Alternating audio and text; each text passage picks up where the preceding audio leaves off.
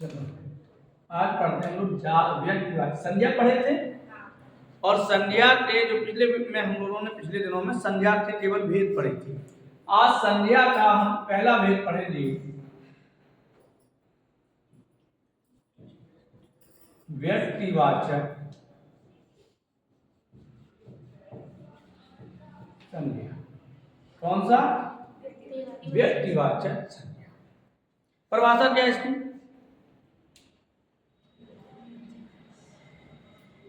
जहां या ऐसे लोग औसत जिन संज्ञा शब्दों से किसी एक ही, यहां ही क्या होगा? यहां निपात ही होगा। एक ही व्यक्ति, वस्तु, प्राणी, स्थान आदि के नाम का बोध हो, उसे संज्ञा कहते हैं।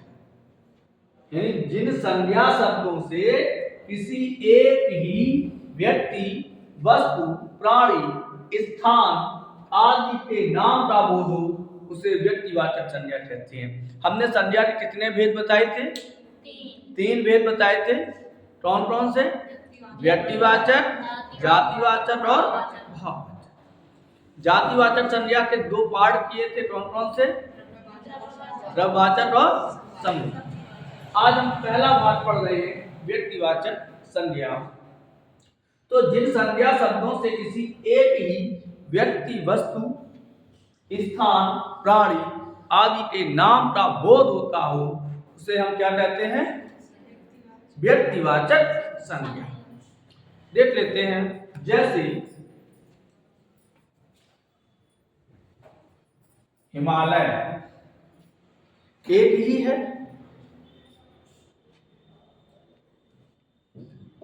गंगा एक ही है,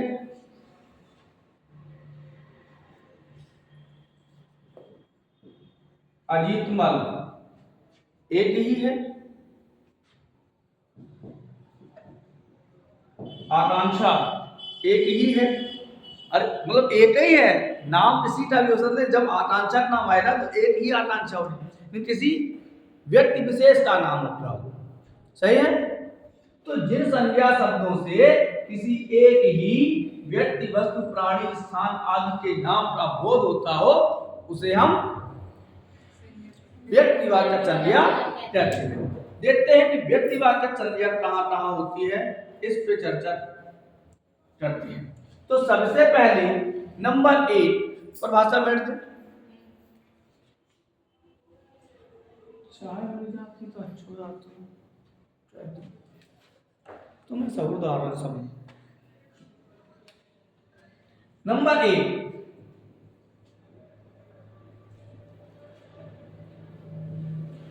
व्यक्तियों के नाम।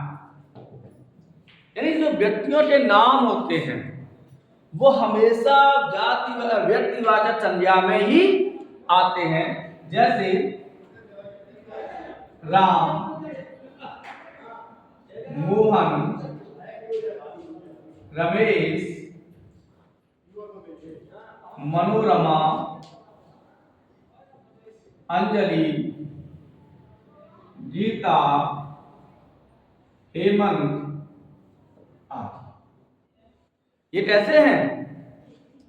व्यक्तियों के नाम किसमें आएंगे? पुरुषों के जो नाम हैं वो किसमें आएंगे? व्यक्तिवाचक संज्ञा। कोई भी एक नाम, जैसे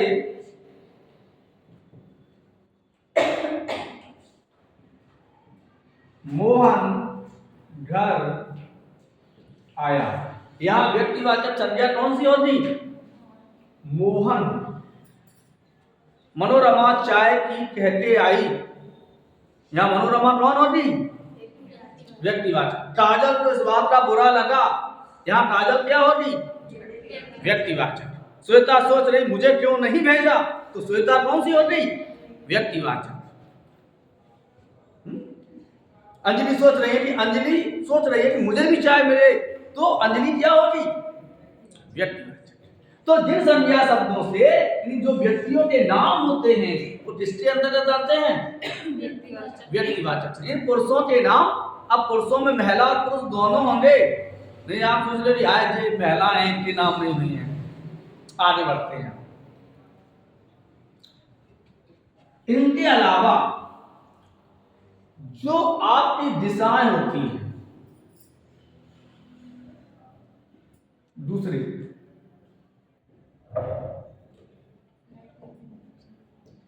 दिशाओं के नाम, जितनी भी दिशाएं, जितनी दिशाएं होती हैं 4, और होने वाली पूरा, पश्चिम, उत्तर, दक्षिण, पूर्व, पश्चिम, उत्तर, दक्षिण, उत्तर पूर्व, उत्तर पश्चिम, तो जो दिशाओं के नाम होंगे वो किसके अंतर्गत आएंगे? व्यक्तिवाचक। राम पूर्व की ओर गया, समझते चलिए, राम पूर्व की ओर गया। इस वाक्य में कितनी संज्ञाएं हैं? 2। मैं ऑप्शन दे रहा हूं, व्यक्तिवाचक, जातिवाचक, जातिवाचक, व्यक्तिवाचक, व्यक्तिवाचक, व्यक्तिवाचक, जातिवाचक, जातिवाचक। कौन सा है? तो व्यक्तिवाचक, व्यक्तिवाचक। राम भी व्यक्तिवाचक है और पूर्व भी व्यक्तिवाचक है। तो 2 संज्ञाओं का, दिशाओं के जो नाम होते हैं वो कौन से हैं? व्यक्तिवाचक। आगे बढ़ते हैं।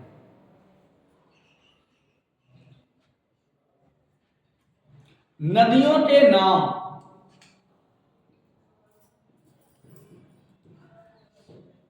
नदियों एवं पर्वतों के नाम, नदियों एवं पर्वतों के नाम कैसे होते हैं? व्यक्तिवाचक होंगे।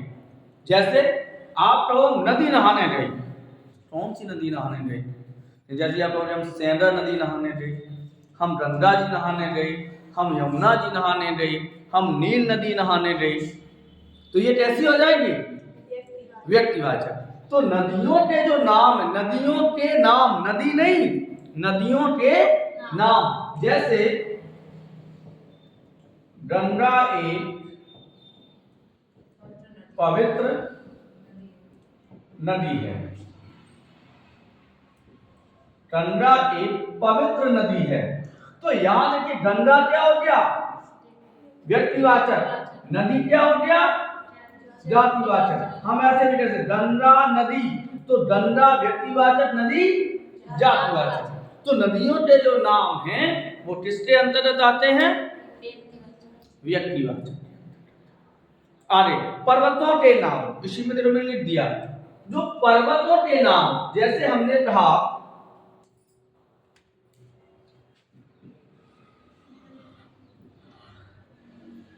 हिमालय की सबसे ऊंची चोटी माउंट एवरेस्ट है। हिमालय की सबसे ऊंची चोटी माउंट एवरेस्ट है। तो यहां पर आप देखिए कि माउंट एवरेस्ट भी व्यक्तिवाचक है और हिमालय भी व्यक्तिवाचक है, क्योंकि ये भी एक व्यक्ति विशेष के लिए, एक चोटी के लिए कहा गया, और ये भी, यदि हम कहें हिमालय पर्वत की सबसे ऊंची चोटी माउंट एवरेस्ट है, तो हिमालय होगा व्यक्तिवाचक, पर्वत होगा जातिवाचक। सही है। एंडीज पर्वत, आल्पस पर्वत, ये कैसे हैं? नीलगिरी की पहाड़ियां व्यक्तिवाचक में आएंगी या? तो नीलगिरी की पहाड़ियां, तो नीलगिरी क्या आएगा? व्यक्तिवाचक है वो, और पहाड़ियां विशेषता हो रही उनकी।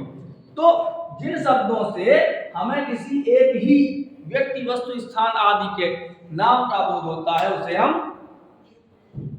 और देखते हैं, इनके अलावा भी देखते, ये बैठते चले। सर नमस्ते। आगे बढ़ते हैं। जो देशों के नाम है, किसके नाम? देशों के नाम किसके अंतर्गत आते हैं? व्यक्तिवाचक के अंतर्गत आते हैं। देशों के नाम किसके अंतर्गत आएंगे? व्यक्तिवाचक के। जैसे भारत, चीन, Nepal, America, Bhutan, Iran, Iraq, Pakistan, पड़ोसी। तो जो देशों के नाम हैं वो कैसे हैं? व्यक्तिवाचक के अंतर्गत आते हैं। देश, जितने भी भारत में देश हैं, मतलब या राज्य मान लीजिए, जितने भी राज्यों के नाम, चलो राज्यों के नाम, राज्यों के नाम व्यक्तिवाचक होते हैं। उत्तर प्रदेश, मध्य प्रदेश, बिहार, झारखंड, ये कैसे हैं? व्यक्तिवाचक है। कैसे हैं? व्यक्तिवाचक। तो व्यक्तियों के नाम यानी राज्यों के नाम भी व्यक्तिवाचक होते हैं, देशों के नाम भी व्यक्तिवाचक होते हैं। आगे बढ़ते हैं।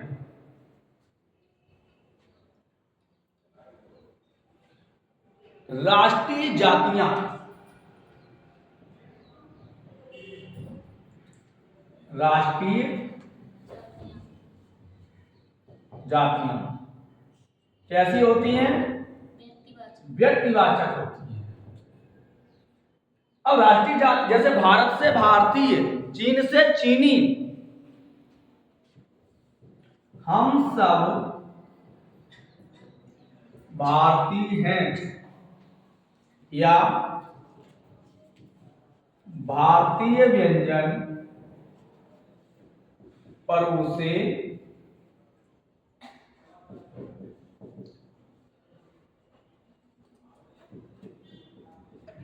भारतीय व्यंजन परोसे गए। अब इस वाक्य में कौन सी संज्ञा जातिवाचक है कि व्यक्तिवाचक है? तो भारतीय शब्द कैसा है? एक राष्ट्रीय जात है। पेपर में फिल करते हो, राष्ट्रीयता भारतीय। तो कैसी है? जितनी भी राष्ट्रीय जातियां होती हैं, चाहे किसी भी देश की हो, जो राष्ट्रीय जातियां होती हैं वो व्यक्तिवाचक होती है। समझ में आ रहा है? आगे बढ़ते हैं। जितने भी समाचार पत्र होते हैं, समाचार पत्रों के नाम,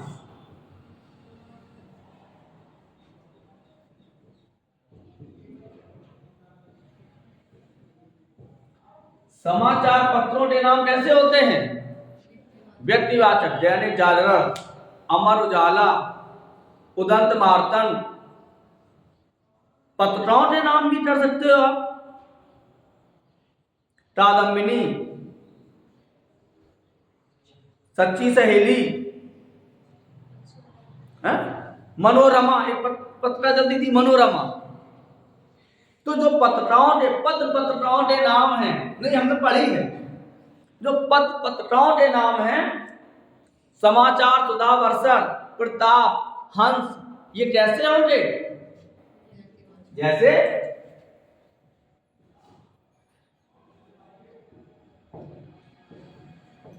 प्रेमचंद जी ने हंस पत्रिका का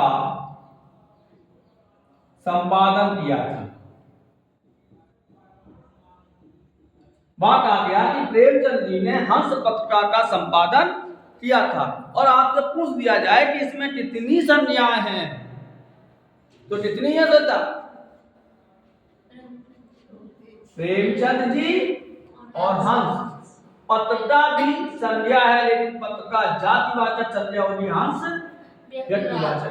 तो कितनी व्यक्तिवाचक संज्ञाएं हैं? दो। कौन कौन सी? प्रेमचंद और हंस। तो पत्रिकाओं के नाम भी कैसे होते हैं? त्योहारों के नाम,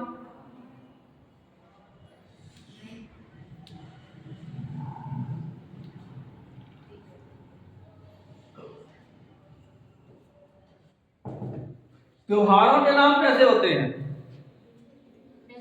जितने भी त्योहार हैं, होली, दिवाली, विजयदशमी, ईद, मुहर्रम, बसंत पंचमी, चाय को पीना चाहिए। आप लोग चाय पिएंगे? चाय में कुछ नहीं है, भावनाओं को समझिए, बस इतना समझिए। चलो, तो त्योहारों के नाम किसमें लेंगे हम? व्यक्तिवाचक में। आज दिवाली है, कैसी है? आज बसंत पंचमी है, होली, ईद, मुहर्रम, संक्रांत, कैसे हैं? व्यक्तिवाचक। जैसे कल कार्तिक पूर्णिमा थी, तो कैसा है? व्यक्तिवाचक। तो त्योहारों के नाम भी व्यक्तिवाचक होते हैं। सड़कों या चौकों के नाम,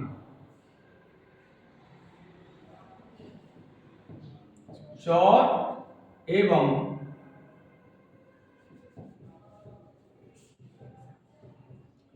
सड़कों की नाम, चौक एवं सड़कों के नाम। जैसे बिलाट रोड, कैसा है? भटा रोड। भटा रोड की बात आए, कहां पहुंचे हो? भावलपुर पहुंचे हो? तो जो सुभाष चौक औरैया पहुंचे हो, ऐसा होता है। और शहरों में तो तमाम होते हैं, जीटी रोड, मुडल Road, MG Road, Nehru Marg. तो जितने भी सड़क और शास्त्री चौराहा, अटल चौराहा, गोवर्धन चौराहा, तो जितने भी चौक एवं सड़कों के जो नाम होते हैं वो किसके अंतर्गत आते हैं?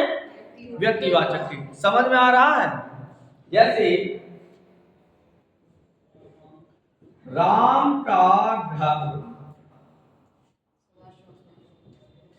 चलो सुभाष चौक, सुभाष चौक के पास। तो याद रखिए, राम व्यक्तिवाचक, सुभाष व्यक्तिवाचक, घर और चौक जातिवाचक। घर और चौक कैसे होंगे? जातिवाचक। समझ में आ रहा? तो जितने भी सड़क और चौराहे होते हैं वो कैसे होते हैं? व्यक्तिवाचक होते हैं। आगे बढ़ते, पहले गुड़ चाय पी ली।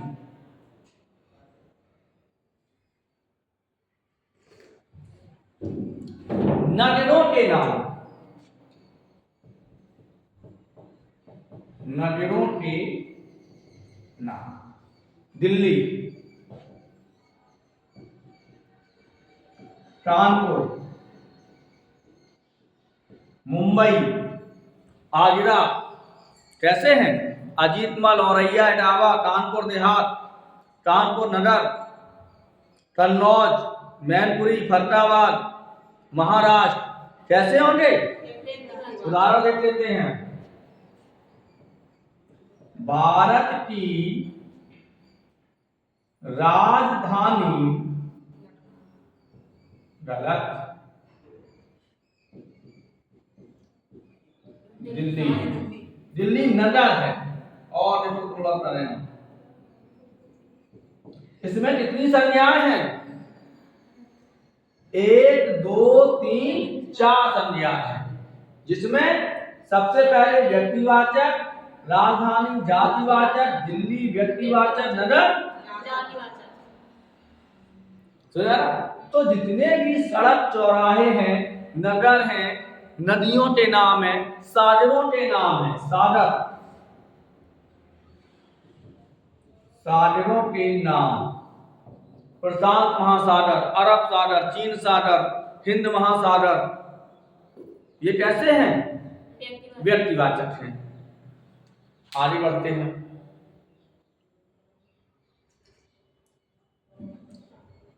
ग्रह नक्षत्रों के नाम, दिनों के नाम, महीनों के नाम किसके अंतर्गत आते हैं? व्यक्तिवाचक के। आगे बढ़ते हैं, एक उदाहरण लिखते हैं।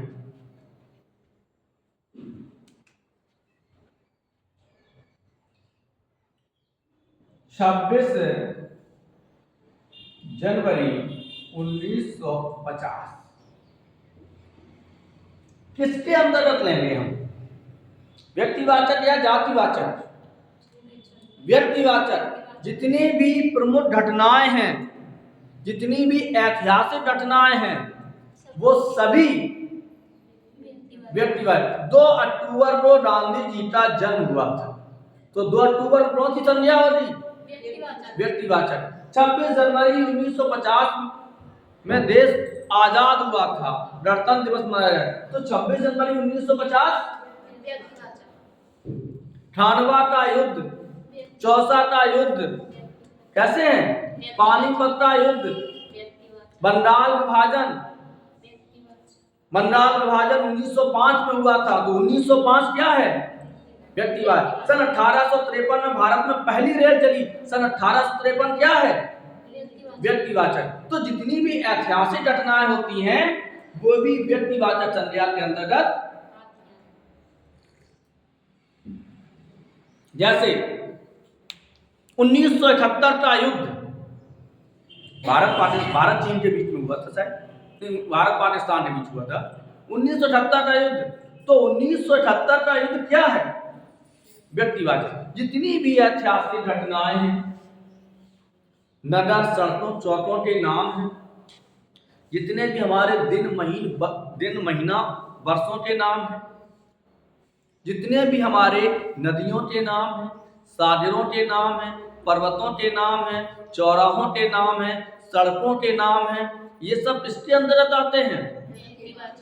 पुरुषों के नाम व्यक्तिवाचक। समझ में आया? जैसे हम एक वाक्य लिखे हैं, थोड़ी देर के लिए लिखते हैं।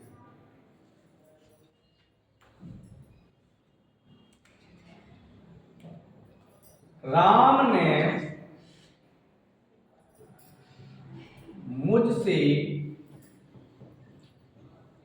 सोमवार को मिलने के लिए बुलाया। और रेखांकित वाक्य में कौन सी संज्ञा है? तो सोमवार कौन है? व्यक्ति। चैत का महीना, तो चैत क्या है? व्यक्ति। कार्तिक व्यक्तिवाचक, कार्तिक महीना है। फरवरी मार्च अप्रैल मई जून जुलाई क्या है? व्यक्तिवाचक है। इनके अलावा जिनकी संसार में संख्या एक ही हो, जैसे पृथ्वी,